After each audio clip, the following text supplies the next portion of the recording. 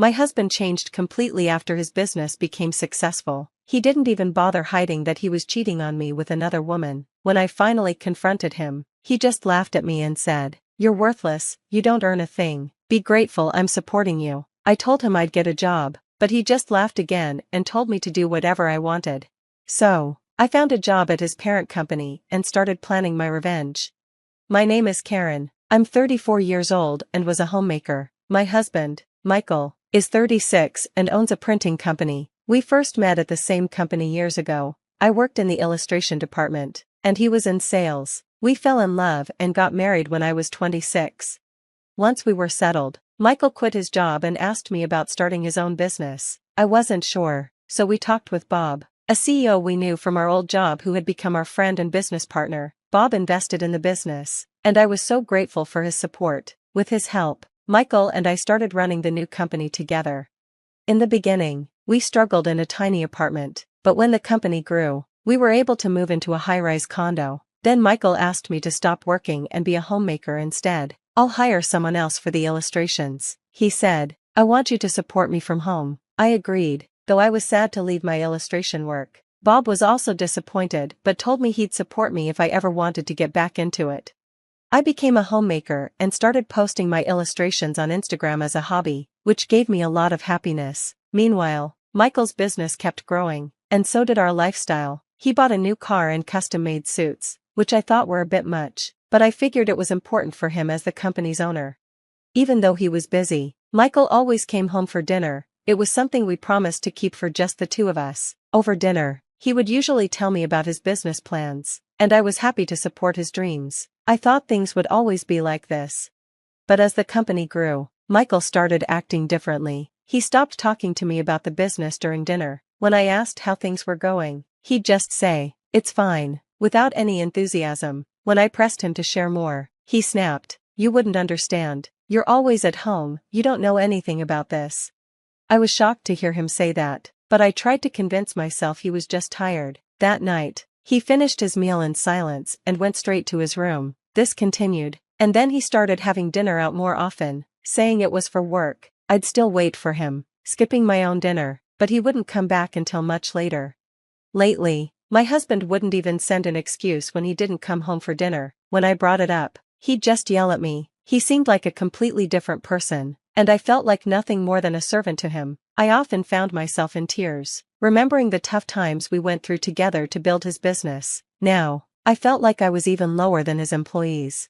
I didn't enjoy housework, but I took it on to support my husband's dream. I'd wanted to keep working as an illustrator, but I gave that up to help him. Any appreciation he once had for my support was now completely gone. To relieve my stress, I would lose myself in my illustrations whenever he was out. Posting them online was my only escape, and I gained more followers. Seeing positive comments lifted my spirits. Among them, I even noticed Bob had left a comment saying, "I hope we can work together again someday." That message kept me going.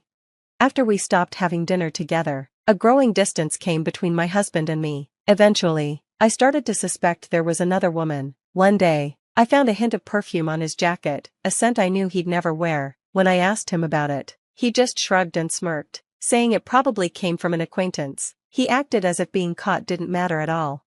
For the first time, my sadness turned into anger. I was tired of feeling mocked and left alone at home, doing nothing but housework. The fear of being left behind by the world grew each day, and my friends would only say they were jealous of me when I tried to talk about it. My parents brushed it off as a luxury problem. I felt completely alone in dealing with it.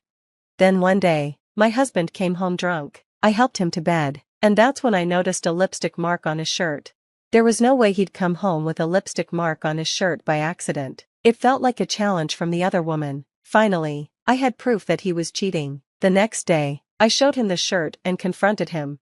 "Where were you last night? And what's this lipstick mark?" I asked. He looked at the mark, surprised, but stayed calm. "I was at a bar with friends. It must have happened then." "But for that to happen, you'd have to take off your jacket. Didn't you notice?" I pressed. "I don't remember," he replied, then suddenly stood up and slapped me. I fell back, feeling a hot sting on my cheek, shocked and unable to believe what had just happened. "When will you understand?" he said angrily. "Who do you think is providing for us?" He left the room, and I sat there crying. Watching him go, the reality hit me hard. My husband had changed. He no longer loved me. From then on, he became even more aggressive. If he didn't like a meal I'd made, he'd throw the plate on the floor. "This tastes awful. Do you even know what I like? If you want to stay my wife, improve your cooking," he'd say, getting up to leave. "I'll eat out if this is what you're making. Bad food affects my work." I tried to stop him. "Wait, I want to cook what you like, but you never come home or talk to me. How can I make anything good if I don't know what you want?" He just clicked his tongue in irritation. "Then let's get a divorce. I don't need you, I can live without you, but you can't live without me, can you?" He looked at me with a smirk. "You're worthless, a parasite who doesn't earn a cent." Something inside me snapped. I realized then that the caring, loving husband I once knew was gone. This man would never change. "Then I'll get a job," I said firmly. "What?" My husband looked at me, surprised. "I'll become financially independent too," I replied.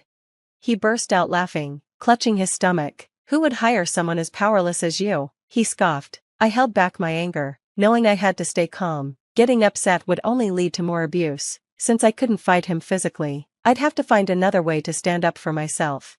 "Fine, do as you please," he said, "but don't slack on the housework. I won't accept you neglecting it just because you're making a few pennies." With that, he left the house. Right away, I began planning. I hired a detective to gather proof of my husband's cheating, and soon I had plenty of photos, images of him with flashy women, drinking and going into hotels with them. It wasn't just one woman either. He was using his money to impress and date different women. Seeing the photos and reading the detective's report, I didn't feel anger or sadness anymore. Instead, I felt relieved that his bold behavior made it easy to gather evidence. 1 week later, I went to a restaurant on the top floor of a hotel to meet with Bob. I wore the nicest clothes I could find, though I still felt underdressed compared to the other customers. I walked to the reserved table, where Bob was already seated. "I'm sorry to keep you waiting," I said. Bob smiled and waved me over. "Not at all, Karen. I've been looking forward to seeing you. Waiting isn't a problem." Bob had been a big supporter of ours when my husband and I started his company, and he was now the president of my husband's parent company. "Thank you so much for helping us when we went independent," I said. Bob nodded. "I was surprised when you both decided to go independent, but since we had worked together for a long time, supporting you was no trouble at all. The company seems to be doing well, thanks to you." His face turned serious. "But today, we're here because you accepted my invitation, right?" he asked, smiling at me warmly. "Yes," I replied, straightening up. Bob had always appreciated my illustrations, and he'd funded the business partly because I was involved. He was also the only one who had advised me against giving up my career to become a homemaker. Bob and I had lost touch over the years, but he found me on social media and left a comment on my posts. We started chatting through emails and texts. "You've always understood my illustrations, haven't you?" I said to him once. "I'm so glad you're still drawing. I'm a fan of your work," he replied. Bob even offered to hire me as an illustrator, though I declined because of my household duties. Still, he kept reaching out, encouraging me to join him. A week ago, after another difficult conversation with my husband, I finally decided to accept Bob's offer. During our meeting, Bob hesitated, then looked at me seriously. "I hate to bring this up, but Michael's company has a really bad reputation," he said. "Really?" I was shocked. Michael had always made it sound like everything was going well. Bob explained, "Since the business started growing, quality has dropped, deadlines are missed, and mistakes keep happening. Worse, Michael doesn't seem to care. Is this widely known?" I asked, surprised. "Yes. As his company grew, people noticed, but now it's the wrong kind of attention. There are even rumors that he's involved with some questionable people." Hearing this, I realized I didn't know my husband as well as I thought. Then Bob changed the subject, smiling to lift the mood. "Anyway, from now on, you'll be doing illustrations for us. No need to outsource, that's a huge plus for our company. And don't worry, we'll make sure it doesn't interfere with your family life," he reassured me.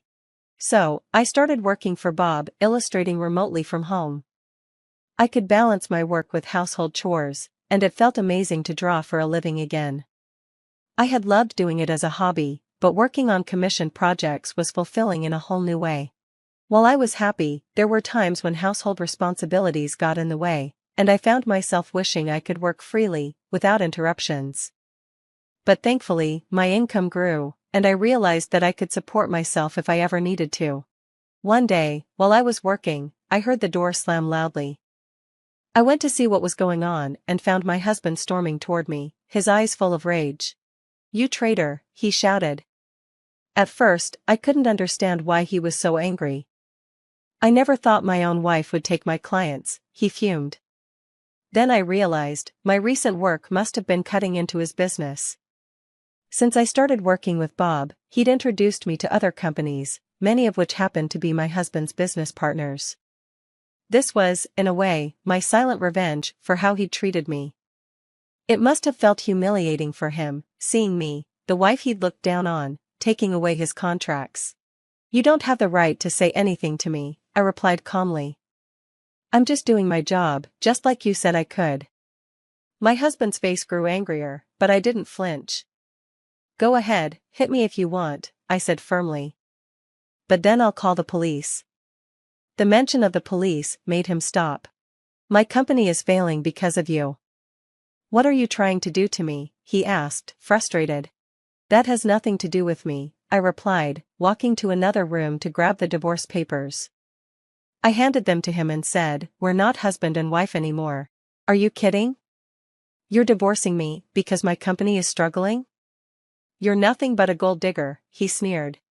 "I could have divorced you a long time ago, but I waited for the right time. Now I'm working, earning my own money, and don't need anything from you." "Wait," he pleaded, suddenly sounding desperate. "Let's talk about our company before we talk about divorce. We started it together, didn't we? You kicked me out of that company, remember?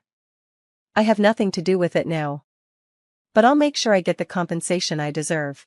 He glared at me, biting his lip in frustration. "How greedy can you be? You're asking for money when you're the one asking for a divorce? Do you know how many times you hit me?" I asked quietly. "And how openly you cheated on me?" "I have all the proof I need for compensation." I showed him the photos that the detective had gathered. Seeing the evidence, my husband fell to his knees. "Please," he begged. "The company is already in trouble. I can't handle both a divorce and paying you compensation. I need your support. When the company started going downhill, everyone abandoned me except for you." I ignored his pleas. I left the house with only my work supplies and a change of clothes. The next time I returned was just to pick up the rest of my belongings after the divorce was finalized. By then, his company had lost all its clients, and he was spending his days begging others for help. Meanwhile, I started living on my own, happily making a living from my artwork. My illustrations became popular, and I grew quite successful. Now, I live a good life and always remember to keep my integrity, never letting myself forget my ex-husband as a lesson in what not to become.